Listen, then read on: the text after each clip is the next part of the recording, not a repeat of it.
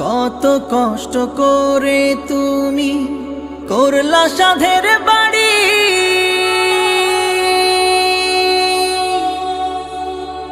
সেই বাড়িতে ঠাই হবে না, যাইতে হবে ছাড়ি।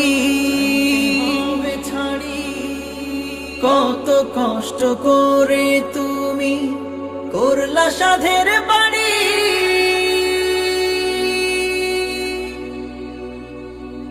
সেই বাড়িতে ঠাই হবে না, যাইতে হবে ছাড়ি।